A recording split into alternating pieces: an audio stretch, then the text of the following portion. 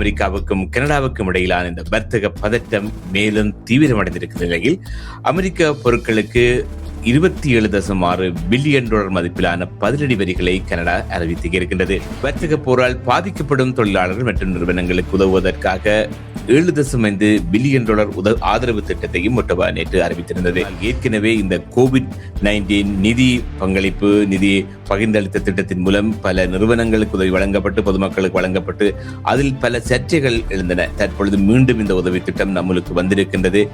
இது என்ன அளவான பாதிப்பை ஒரு தனிநபர் ரீதியிலும் ஒரு தொழில் நிறுவனங்கள் மீதும் ஏற்படும். கனடாவை பொறுத்தவரையில் இது நிச்சயமாக ஒரு காத்திரமான பொருளாதார இழப்பிற்கு இட்டு செல்லும். தொடர்ச்சியாக இவ்வாறான நடவடிக்கைகள் தொடர்ந்தால் சில தயாரிப்புகள் நீண்ட கால பாவிப்புக்கானவையாக இருக்கின்ற பொழுது அதுவே அமெரிக்க தயாரிப்புகளாக சுட்டிக்காட்டப்படுவது அவற்றின் நீடிப்பு உழைப்பு அல்லது நீண்ட நாளுக்கான நிலைத்து நித்தல் என்ற தன்மையுடையவையாக இருக்கிறது. 90% தங்களில் தான் கனடா தங்கி இருக்கின்றது என்கின்ற ஒரு கருத்தியலை அமெரிக்கா முன்வைத்தாலும் அதில் உண்மை இல்லை.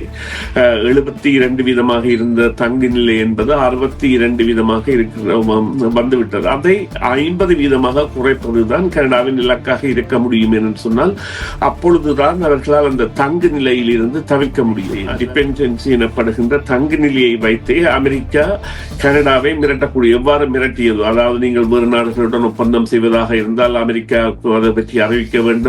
இந்த ஒப்பந்தத்தில் மாற்றம் செய்ய வேண்டும் என்றால் அமெரிக்கா தான் அதை தீர்மானிக்கும். அதனைத் தொடர்ந்துதான் மாகாணி அவர்கள் கூட இது பென்சிலால் எழுதப்பட்ட ஒரு ஒப்பந்தம் என்று கூறியிருந்தார். அந்த பென்சிலால் எழுதப்பட்ட ஒப்பந்தம் என்றால் எழுதியவர் இதையும் மாற்றிக்கொண்டே இருக்கலாம் என்பதுதான் அதன் அர்த்தம். ரிட்டன் பென்சில் என்று கூறுவார்கள்.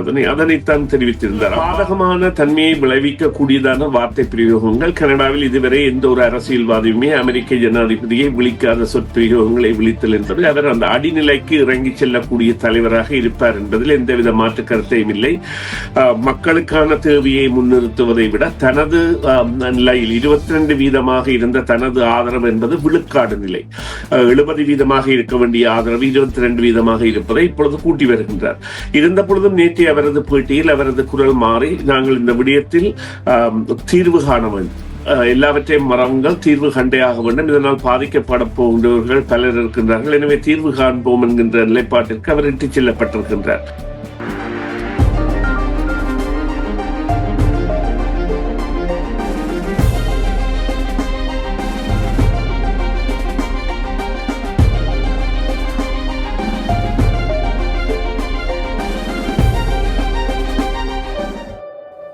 காலை 8 மணி 15 நிமிடம் 19 காலையுடன் காலை பொழுதில் நேர்களும் இணைந்திருக்கின்றீர்கள்.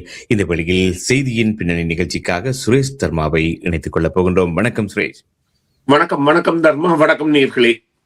இப்பொழுது அந்த உலக கோப்பை கால்பந்து போட்டிகள் பார்த்து அந்த விறுவிறுப்பு தீர்ந்த நிலையில் இப்பொழுது கனடா அமெரிக்கா போர் தொடர்பான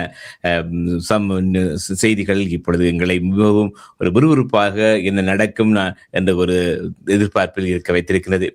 இப்படி பார்க்கின்ற பொழுது அமெரிக்காவுக்கும் கனடாவுக்கும் இடையிலான இந்த வர்த்தக பதட்டம் மேலும் தீவிரமடைந்திருக்கிற நிலையில் அமெரிக்க பொருட்களுக்கு $27.6 பில்லியன் மதிப்பிலான பதிலடி வரிகளை கனடா அறிவித்து இருக்கின்றது. இந்த வரிகள் செப்டம்பர் 8 முதல் அமலுக்கு வரவிருக்கின்ற நிலையில் வர்த்தக போரால் பாதிக்கப்படும் தொழிலாளர்கள் மற்றும் நிறுவனங்களுக்கு உதவுவதற்காக $7.5 பில்லியன் ஆதரவு திட்டத்தையும் ஒட்டவா நேற்று அறிவித்திருந்தது. இந்த வேளையில் இந்த பதிலடி வரிகள் உதவி திட்டம் அமுலுக்கு வருகின்ற பொழுது சாதாரண கனேடிய மக்களின் அன்றாட வாழ்க்கையில் குறிப்பாக உணவுப் பொருட்கள், வீட்டு உபயோகப் பொருட்கள் மற்றும் வேலை வாய்ப்பில் எத்தகைய தாக்கத்தை ஏற்படுத்தும் என்று சொன்னால் ஏற்கனவே இந்த COVID-19 நிதி பங்களிப்பு நிதி பகிர்ந்தளித்த திட்டத்தின் மூலம் பல நிறுவனங்களுக்கு உதவி வழங்கப்பட்டு பொதுமக்களுக்கு வழங்கப்பட்டு அதில் பல சர்ச்சைகள் எழுந்தன. தற்பொழுது மீண்டும் இந்த உதவி திட்டம் நம்மளுக்கு வந்திருக்கின்றது. இது என்ன அளவான பாதிப்பை ஒரு தனிநபர் ரீதியிலும் ஒரு தொழில் நிறுவனங்கள் மீதும் ஏற்படுத்தும் என்று நீங்கள் நினைக்கின்றீர்கள்? இல்லை, இந்த விவகாரம் உண்மையிலேயே தொடர்ந்து சென்றால் கனேடியர்களுக்கான பாதிப்பு என்பது மிகவும் அதிகம் என்பதை தெரிந்த ஒரு தரப்பாக கனடா இருக்கின்றது என்பதை நாங்கள் முதலில் நம்ப வேண்டும். அதனை விட தொழிலாளர்களை வைத்திருக்கின்ற இந்த தனியார் நிறுவனங்கள் கூட இவ்வாறு அறிவிக்கப்படுகின்ற உதவித்தொகை எவ்வாறான பங்களிப்பை தங்களுக்கு வழங்கப் போகின்றது, உற்பத்தி திறனை எவ்வாறு தக்க வைக்கப் போகின்றது போன்ற பல கேள்விகளை எழுப்புகின்ற நிலையில் தான் இருக்கின்றார்கள். அதாவது உதவித்தொகை என்பது வழங்கப்படுகின்ற பொழுது அந்த தொழில் வாய்ப்பு அல்லது அங்கே செய்யப்படுகின்ற தயாரிப்புகளின் எண்ணிக்கை என்பது குறைகின்ற அளவிற்கு வருகின்ற பொழுது அதனை நிரப்பு செய்கின்ற ஒரு வேலை திட்டம் இருக்க வேண்டும். எனவே கனடாவை பொறுத்தவரையில் இது நிச்சயமாக ஒரு காத்திரமான பொருளாதார இழப்பிற்கு இட்டு செல்லும் தொடர்ச்சியாக இவ்வாறான நடவடிக்கைகள் தொடர்ந்தால். அதாவது கனடா விதித்த வரி என்பது இப்பொழுது இங்கே இருந்து ஒரு தயாரிப்பு இல்லாத நிலையில் அமெரிக்காவுக்கு சென்று அது ஒரு அரைவாசி தயாரிக்கப்பட்ட ஒரு அலுமினியம் ஃப்ரேமாக இருக்கட்டும் அல்லது ஒரு வேறு விதமாக இருக்கட்டும், இங்கே ஒரு வாகனத்தின் ட்ரெய்லர் செய்வதாக இருக்கட்டும் அல்லது வேறு இத்தியாதிகள் செய்வதாக இருக்கட்டும், அதன் போதான வெளியேற்றங்கள் கூட இருக்க போகின்றன. அதே போல பல விடயங்களை இது பாதிக்க போகின்றது. முக்கியமாக உணவு விடயத்தில் மீன்களுக்கான வரி மற்றும் அந்த விவசாய பொருட்களுக்கான வரி, பாட் பொருட்களுக்கான வரி, தேன் போன்ற இயற்கை சார் பொருட்களுக்கான வரி போன்றவை எல்லாம் நிச்சயமாக கனேடியர்களை பாதிக்க போகின்றது. அதனை விட இந்த இயந்திரங்கள் அல்லது வீட்டு பாவனைக்கான துணி துவைக்கும் இயந்திரமாக இருக்கட்டும் அல்லது பாத்திரங்கள் கழுவுகின்ற இயந்திரமாக இருக்கட்டும், பல விதமான விடயங்களிலும் தாக்கங்களை செலுத்த போகின்றது. இங்கே 2 விடயங்கள் அந்த உண்மைத்தன்மை வாய்ந்தவையாக இருக்கின்றன. இது சீனா மற்றும் தென்கொரியா மற்றும் ஜப்பான் போன்ற நாடுகளுக்கான சந்தையை உடனடியாக திறக்கக்கூடிய வாய்ப்பை ஏற்படுத்தும். அது வாகன ரீதியிலாக இருக்கட்டும், ஏனைய பொருட்களின் ரீதியாக இருக்கட்டும். ஆனால் சில தயாரிப்புகள் நீண்ட கால பாவிப்புக்கானவையாக இருக்கின்ற பொழுது அதுவே அமெரிக்க தயாரிப்புகளாக சுட்டிக்காட்டப்படுவது அவற்றின் நீடிப்பு, உழைப்பு அல்லது நீண்ட நாளுக்கான நிலைத்து நித்தல் என்கின்ற தன்மையுடையவையாக இருக்கும். இவ்வாறான விடயங்களில் பிரதியீடு செய்ய போகின்ற இவ்வாறான நாடுகளின் தயாரிப்புகள் என்பன மீண்டும் குறைக்கப்பட்டு இந்த அமெரிக்க சந்தையை நம்பியிருக்கும் கனேடிய தொழிலாளர்களின் தயாரிப்புகள் அல்லது அவர்களுடைய பங்கீடு என்பது நிரப்பீடு செய்யப்படுமா என்கின்ற ஒரு கனதியான கேள்வி இருக்கின்றது. இங்கே இப்பொழுது உண்மையிலேயே அவர்கள் கூறுகின்றது போல நாங்கள் அந்த 72 அதாவது 90% தங்களில் தான் கனடா தங்கி இருக்கின்றது என்கின்ற ஒரு கருத்தியலை அமெரிக்கா முன்வைத்தாலும் அதில் உண்மை இல்லை. 72% இருந்த தங்கு நிலை என்பது 62% வந்துவிட்டது. அதை 50% குறைப்பதுதான் கனடாவின் இலக்காக இருக்க முடியும் என்று சொன்னால் அப்பொழுதுதான் அவர்களால் அந்த தங்கு நிலையில் இருந்து தவிர்க்க முடியும். அல்லது இந்த தங்கு நிலையை வைத்தே, டிபெண்டன்சி எனப்படுகின்ற தங்கு நிலையை வைத்தே அமெரிக்கா கனடாவை மிரட்டக்கூடிய, எவ்வாறு மிரட்டியது, அதாவது நீங்கள் வேறு நாடுகளுடன் ஒப்பந்தம் செய்வதாக இருந்தால் அமெரிக்காவுக்கு அதை பற்றி அறிவிக்க வேண்டும், இந்த ஒப்பந்தத்தில் மாற்றம் செய்ய வேண்டும் என்றால் அமெரிக்கா தான் அதை தீர்மானிக்கும். அதனைத் தொடர்ந்துதான் மாக்கானி அவர்கள் கூட இது பென்சிலால் எழுதப்பட்ட ஒரு ஒப்பந்தம் என்று கூறியிருந்தார். அந்த பென்சிலால் எழுதப்பட்ட ஒப்பந்தம் என்றால் எழுதியவர் இதையும் மாற்றிக்கொண்டே இருக்கலாம் என்பதுதான் அதன் அர்த்தம். ரிட்டன் பென்சில் என்று கூறுவார்கள். அதனைத்தான் தெரிவித்திருந்தார். அவ்வாறான நிலை இல்லாமல் ஒரு நிரந்தரமாக பாவிக்கக்கூடிய நிலை. இங்கே இன்னொரு நாங்கள் தொட்டு செல்லாத விடயம் இருக்கின்றது. 85% பொருட்களுக்கான வரி தவிர்ப்பு என்பது இந்த குஸ்மா எனப்படுகின்ற அமெரிக்க, கனேடிய, மெக்சிகோ ஒப்பந்தத்தால் தவிர்க்கப்பட்டு வருகின்றது. அது கேள்விக்குறியாக்கப்பட்டால் பெரிய, அதாவது ஒரு சர்ச்சைக்குரிய நிலையில் கனடா சிக்கும். ஆனால் உலகம் கூட இதனை உன்னிப்பாக பார்த்துக் கொண்டிருக்கிறது. அதாவது உலக நாடுகள் மிகவும் உன்னிப்பாக பார்க்கின்றன. ஏனென்றால் அமெரிக்க நேச நாடுகள் மீது இவ்வாறான வரிகளை விதித்த பொழுது ஐரோப்பாவில் பல நாடுகளும் அதற்கு எதிர்ப்பு தெரிவிக்காமல் அதற்குரிய அந்த ஆராய்வு தன்மை இல்லாமல் ஏற்றுக்கொண்டு விட்டன. அவ்வாறு ஏற்றுக்கொண்ட தலைவர்களுக்கெல்லாம் இப்பொழுது கனடாவால் சிக்கல் எழுந்திருக்கின்றது என்றால் கனடா போன்ற நடவடிக்கைகளில் அவர்கள் ஏன் ஈடுபடவில்லை என்று. எனவே இவ்வாறாக ஒரு கண்காணிப்பு உட்பட்ட நடவடிக்கையில் நிச்சயமாக இந்த பொருட்களின் வெளியேற்றம் என்பது இது 790 என்று நினைக்கின்றேன். 790 பொருட்களுக்கான அந்த வரி விதிப்பு என்பது 15 வீதத்திலிருந்து 50 வீதம் வரையும் செல்வதாக இருக்கின்றது. இந்த 50 வீதம் செல்கின்ற பொருட்களாக நிச்சயமாக இந்த இரும்பு மற்றும் அலுமினியம் மற்றும் சில பொருட்கள் தான் வருகின்றன.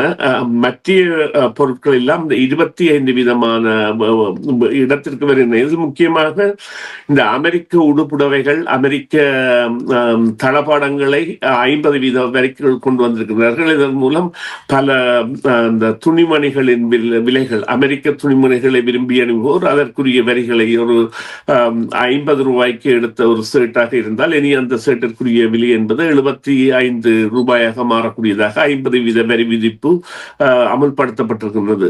அதே போல அந்த பல விடயங்கள், அதாவது மக்களுக்கு பாதிப்பை குறைப்பதற்காக பல விடயங்களிலும் விட்டு கொடுப்பு செய்யப்பட்டிருக்கின்றது. 15 வீதத்திலிருந்து 25 வீத வரைக்குள் வைத்திருக்கின்றார்கள். ஆனால் சில முக்கியமான பொருட்கள் 50 வீதத்தில் இருக்கின்றன. இது நிச்சயமாக ஒரு நவம்பர் 6ஆம் தேதி வரை தாக்கு பிடிக்கக்கூடியதான இலக்கை கனடா கொண்டிருக்குமாக இருந்தால் நிச்சயமான ஆதரவு தன்மை இருக்கும். அதைவிட நீங்கள் கேட்டீர்கள், அந்த கோவிட் காலத்தில் இருந்தது போன்று நிலைமை இந்த நிதி பங்கீடுகள் இருக்காதா என்றால் இருக்காது என்றுதான் நம்ப வேண்டும். என்றால் கோவிட் காலத்தில் நடந்தது கற்பிதம். அதன் மூலம் நாங்கள் கற்ற பாடம் என்னவென்றால், ஜஸ்டின் ட்ரூடோ அவர்கள் ஆட்சி என்பது ஒரு பொம்மை ஆட்சி போல தாராளமாக ஏஐ போன்றவற்றின் அதாவது பாவிப்பை பெற்றதோ அல்லது இந்த திடீரென சடுதியாக பல விநியோகங்களை மேற்கொள்ள, அது விசாவாக இருக்கட்டும், அந்த மாணவர்களுக்கான விசாவாக இருக்கட்டும், இதிலும் திடீரென பல விடயங்களில் அந்த உள்வாங்குதலை மேற்கொண்டதால் பல பாதிப்புகளை கனடாவிற்கு ஏற்படுத்தியது என்பதில் எந்தவித ஐயமும் இல்லை. ஆனால் அதே கட்சி தற்போது ஆட்சியில் இருப்பதால் அவ்வாறான மோசடிகள் மற்றும் தவறுகள் தான் இங்கே நாங்கள் முக்கியமாக கூற முடியும். என்றால் மாக்காணியின் அரசில் அந்த மோசடியில் ஈடுபடுவது என்பது அவருக்கு ஒரு மிகவும் களங்கமான, அவர் உண்மையிலே நாங்கள் இங்கு ஒன்று புரிந்து கொள்ள வேண்டும். மாக்காணி மத்திய தர வர்க்க அல்லது கீழ்த்தர மக்களின் நண்பரா என்றால் இல்லை தான். என்றால் அவர் ஒரு மத்திய வங்கிகளின் ஆளுநராக இருந்தவர் மற்றும் கோல்டன் சாக்ஸ் எனப்படுகிற ஒரு பெரிய நிறுவனத்தின் பங்குதாரராக கூட இப்போ பதவியில் இருந்து பல மில்லியன் டாலர்களுக்கு சொந்தமானவர். எனவே அவருடைய நிலைமை என்பது நாட்டை கொண்டு வருவதற்கு, முன்னேற்றி வருவதற்கான ஒரு திட்டங்களை கொண்டதாக இருக்கின்றபடியால் மோசடிகள் தவிர்க்கப்பட்ட ஒரு ஆட்சியாக இது இருப்பதைத்தான் அவர் விரும்புவார். அதனை அவர்கள் உள்ளவர்கள் கூட கடைபிடிப்பார்கள் என்கின்ற தன்மை இருப்பதால் அவ்வாறான பாதிப்புகள் ஏற்படாது என்று நம்பலாம். ஆனால் இது நிச்சயமாக மீளாய்வுக்கு உள்ளடத்தப்பட வேண்டிய விடயம் என்பதில் எந்தவித சந்தேகமும் இல்லை.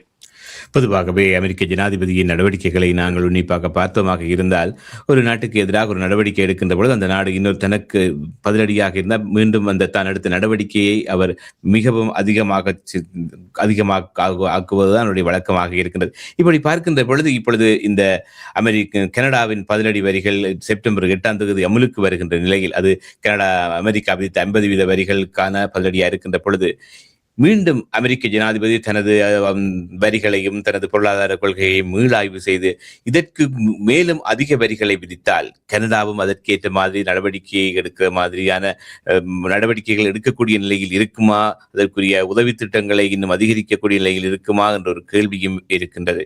இதை பற்றி உங்களுடைய கருத்து என்ன?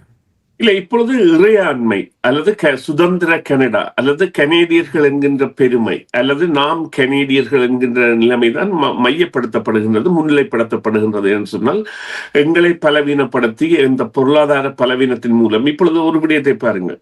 அதாவது உலகிலேயே 2வது பெரிய நாடு ரஷ்யாவிற்கு அடுத்ததாக அமெரிக்காவிற்கு முதலாவது, 3வதாகத்தான் அமெரிக்கா பெரிய நாடாக இருக்கின்றது.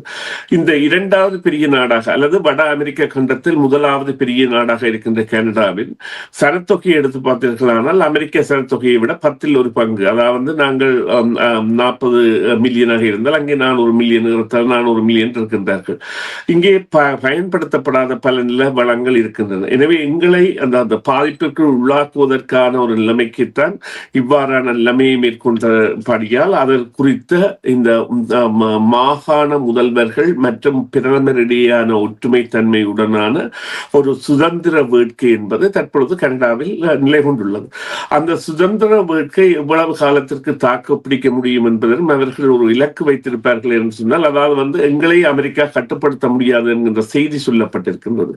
இப்பொழுது அங்கே அமெரிக்காவிற்கு அழுத்தங்கள் கொடுக்கப்படுகின்ற தரப்பாக குறிப்பாக நான் நினைக்கிறேன் கலிபோர்னியாவின் கவர்னர் அவர்கள் நியூசம் அவர்கள் கூட நேற்றைய தினம் கனேடிய ஊடகம் ஒன்றிற்கான பேட்டியில் குறிப்பிட்ட விடயம், அமெரிக்கர்கள் இது குறித்து விழித்தெழுவார்கள், இவ்வாறான நிலைமை தொடர்ந்து ஏற்படாது என்கின்ற நம்பிக்கை தங்களுக்கு இருக்கின்றது என்று. இருந்தாலும் அதை பற்றி நாங்கள் அறிய முடியாது, அது உண்மையிலே டொனால்ட் ட்ரம்ப் அவர்களின் கைகளில் இருக்கின்றன. ஆனால் டொனால்ட் ட்ரம்ப் அவர்கள் இந்த நவம்பர் 6ஆம் தேதிய தேர்தலை மையப்படுத்திய நிலையில் செயற்படுவாரா, இல்லை தான் தனது தலைமை பதவி தன்னிடமிருந்து காணியை நோக்கி செல்கின்றது என்பதை குறித்த கர்வத்தை உடையவராக இருப்பாரா என்கின்ற கேள்வி இருக்கின்றது. என்றால் மாக்காணி குறித்த பார்வை என்பது தற்பொழுது மேலும் மதிப்பை பெற்றிருக்கின்றது, மாறுபட்டிருக்கின்றது. மார்காணியை மதிக்கின்றார்கள், அதாவது அமெரிக்கர்கள் கூட மிகவும் மதிக்கின்ற ஒரு தலைவராக அவர் மாறி வருகின்றார். இந்த நிலையில் இந்த தனி நபர்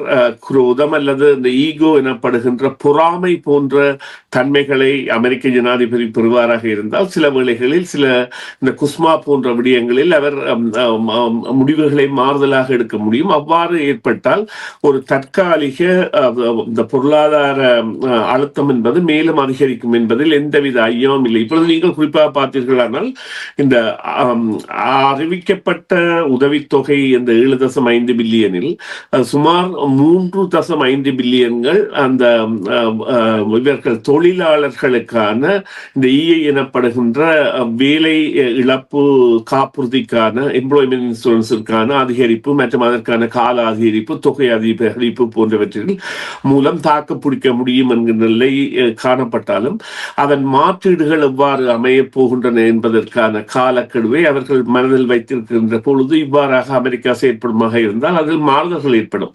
ஆனால் அமெரிக்கா கூட இந்த விவகாரத்தில் சிந்தித்து செயற்பட வேண்டும். இப்பொழுது அவர்கள் கூறுகின்ற ஒரு செய்தியில் உண்மை இல்லை, ஆனால் அது மக்களிடையே உடனடியாக சென்றடையக்கூடிய செய்தியாக இருப்பது இந்த அமெரிக்க கனடா வர்த்தகத்தில் கனடா அதாவது ட்ரேட் சர்ப்ளஸ் எனப்படுகின்ற இந்த பொருளாதார ரீதியான அதிக வருவாயை பெறுகின்றது தாங்கள் கூடிய பொருட்களை வாங்கினாலும் என்று. ஆனால் உண்மை என்னவென்று சொன்னால் இந்த மசகு எண்ணெய், க்ரூட் ஆயில் எனப்படுகின்ற மசகு எண்ணெய் 60% அமெரிக்காவின் தேவையை பூர்த்தி செய்கின்ற இந்த எண்ணெயின் பங்கை தவித்து பார்த்தால் உண்மையிலேயே அவ்வாறான நிலைமை இல்லை. இவர்கள் அதி குறைந்த விலைக்கு மசகு எண்ணெயை கனடாவில் இருந்து பெற்று அவர்களுடைய இந்த ரிஃபைனரி சுத்திகரிப்பு நிலையங்களுக்கு இருக்கின்ற ஒரே ஒரு திறமை என்னவென்றால் கனடாவின் அந்த மண் எண்ணெய், அதாவது க்ரூட் ஆயில், மண் கலந்த மசகு எண்ணெயைத்தான் அவர்களால் பிரித்தெடுக்க முடியும். எனவே அவர்கள் அது போன்ற விடயங்களை மக்கள் மத்தியிலிருந்து மறைக்கின்ற கருத்துக்களை தெரிவிப்பதில் இருந்து தவிர்த்து உண்மையை உணர்ந்தால் இதில் மாற்றம் ஏற்படும். நேற்றைய தினமும் ஆய்வில் நீங்கள் டக் போர்ட்டும் அமெரிக்க ஜனாதிபதிக்கும் இடையிலான கருத்து வேறுபாடுகள் பகிர்ந்திருந்தீர்கள். நேற்றைய தினம் வெளிவந்த ஒரு கருத்து கணிப்பில் ஒன்டாரியோ மாகாண முதல்வர் டக் போர்ட்டின் அப்ரூவல், அதாவது அவர் மாகாண முதல்வராக இருக்க அப்ரூவல் நேற்றைய தினத்துக்கு முன்பு 24% இருந்தது, இப்பொழுது 36% அதிகரித்திருக்கின்றது. இதை பார்க்கின்ற பொழுது ஒன்டாரியோவில் இருக்கின்ற மக்கள் டக் போர்ட் அமெரிக்காவுக்கு எதிரான அவருடைய கொள்கைகள், அவருடைய கருத்துக்களுக்கு ஆதரவு அளிப்பதாகவும் கூறப்பட்டிருக்கின்றது. இதே வேளையில் ஒன்டாரியோ மாகாணத்தில் புரோகிரசிவ் கன்சர்வேட்டிவ் கட்சியின் ஆதரவும் பெருகி இருப்பதாகவும் கருத்து கணிப்பு காட்டுகிறது. இதை பார்க்கின்ற பொழுது இந்த ஒன்டாரியோ மாகாணத்தில் டக் போர்ட் இந்த ஒன்டாரியோ நேற்றைய தினம் அமெரிக்க தொலைக்காட்சி நிறுவனங்கள் பலவற்றுக்கும் பேட்டி அளித்ததாகவும் செய்தி வெளியாகி இருக்கின்றது. இந்த டக் போர்ட்டின் பேச்சுக்கள், அவருடைய கருத்துக்கள் எவ்வளவுக்கு இந்த அமெரிக்க வர்த்தக போரில் ஒரு தாக்கத்தை ஏற்படுத்துகிறார், அது ஒரு சாதகமான தன்மையை ஏற்படுத்துமா அல்லது ஒரு பாதகமான தன்மையை மாக்காணிக்கு விளைவிக்குமா என்ற ஒரு கேள்வி இருக்கின்றது. உங்களுடைய நிலைப்பாடு என்ன? இல்லை, நிச்சயமாக பாதகமான தன்மையை விளைவிக்கக்கூடியதான வார்த்தை பிரயோகங்கள். கனடாவில் இதுவரை எந்த ஒரு அரசியல்வாதியுமே அமெரிக்க ஜனாதிபதியை விழிக்காத சொற்பிரயோகங்களை விழித்தல் என்பது, அவர் அந்த அடிநிலைக்கு இறங்கி செல்லக்கூடிய தலைவராக இருப்பார் என்பதில் எந்தவித மாற்று கருத்தையும் இல்லை. மக்களுக்கான தேவையை முன்னிறுத்துவதை விட தனது நிலையில் 22% இருந்த தனது ஆதரவு என்பது விழுக்காடு நிலை. 70% இருக்க வேண்டிய ஆதரவு 22% இருப்பதை இப்பொழுது கூட்டி வருகின்றார். இருந்த பொழுதும் நேற்று அவரது பேட்டியில் அவரது குரல் மாறி, நாங்கள் இந்த விடயத்தில் தீர்வு காண வேண்டும், எல்லாவற்றையும் மறவுங்கள், தீர்வு கண்டே ஆக வேண்டும், இதனால் பாதிக்கப்பட போகின்றவர்கள் பலர் இருக்கின்றார்கள், எனவே தீர்வு காண்போம் என்கின்ற நிலைப்பாட்டிற்கு அவர் இட்டுச் செல்லப்பட்டிருக்கின்றார். அவரால் இவ்வாறான நடவடிக்கையை ஒற்றுமைத்தன்மையை ஏற்படுத்தும் பொழுது அவருக்கும் அவரது கட்சிக்கும் மதிப்பு கூடும் என்பதில் எந்தவித சந்தேகமும் இல்லை. அவ்வாறான மதிப்பு கூடுதலை அவர் அதாவது கௌரவமான ரீதியிலும் நேர்மைத்தன்மையுடனும் எடுத்துச் செல்வாராக இருந்தால் நிச்சயமாக அவரால் இன்னொரு முறை ஆட்சியை அமைக்க முடியும் என்பதில் எந்தவித சந்தேகமும் இல்லை. ஆனால் இந்த எவ்வாறாக தற்காலிக நிலைகளை பேணப் போகின்றனர், அதாவது நாங்கள் மின்சாரத்தை கொடுக்க மாட்டோம் என்பதெல்லாம் போலியான கருத்தாடல்கள், அவையெல்லாம் நடைமுறைக்கு சாத்தியமற்றவை. எவ்வாறாக இங்கே தொழில் வாய்ப்புகள் இழப்பீடுகள் ஏற்படுகின்ற பொழுது அதற்கான நிலைமைகளை சரி செய்வது தொடர்பாக அவரது செயற்பாடுகள் அமையுமோ அது அவரது மதிப்பை உயர்த்துவது மாத்திரமில்லாமல் ஒன்றாரியோ மக்களின் நன்றியறிதலாக வாக்குகளாக மாறக்கூடிய சந்தர்ப்பத்தையும் ஏற்படுத்தும் என்பதில் எந்தவித சந்தேகமும் இல்லை.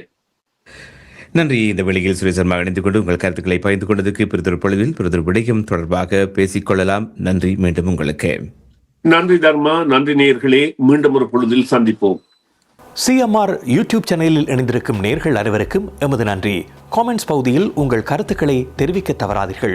முக்கிய செய்திகள், காணொளி தொகுப்புகள், நேர்காணல் என பலதரப்பட்ட அம்சங்களையும் உங்களுக்காக தருகின்றது CMR யூடியூப் சேனல். CMR என்று சர்ச் செய்து எமது யூடியூப் சேனலை சப்ஸ்கிரைப் பண்ணுங்கள். உங்கள் உற்றார் உறவினர் நண்பர்களோடும் இந்த காணொளி தொகுப்புகளை பகிர்ந்து கொள்ளுங்கள். அருகில் இருக்கின்ற முக்கிய காணொளி தொகுப்புகளையும் தவறவிடாமல் பாருங்கள்.